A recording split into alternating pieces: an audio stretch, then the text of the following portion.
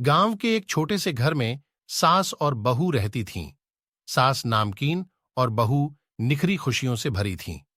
पहले कुछ साल तो उनका संबंध अच्छा था, लेकिन धीरे धीरे वे दोनों के बीच मिलती जुलती बातों में टकरारें आने लगीं। छोटी छोटी बातों से लेकर बड़ी मुद्दों तक का विवाद बन गया था।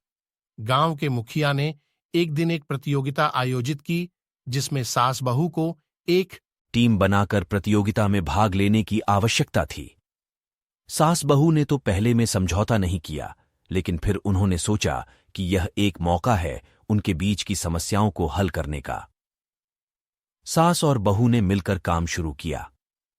शुरुआत में तो बहू को सास की बातों में खोने का मौका नहीं दिया गया और सास को बहू के विचारों की समझ में नहीं आ रही थी, लेकिन धीरे धीरे वे एक दूसरे की सोच समझने लगे और उनकी सहमति बढ़ने लगी। वे दोनों मिलकर विभिन्न चुनौतियों का सामना करने लगीं। कई बार तो उन्हें हार भी मिली, लेकिन उन्होंने हार नहीं मानी और आगे बढ़ते रहे। उनकी मेहनत और संघर्ष ने उन्हें अपने लक्ष्य तक पहुंचाया।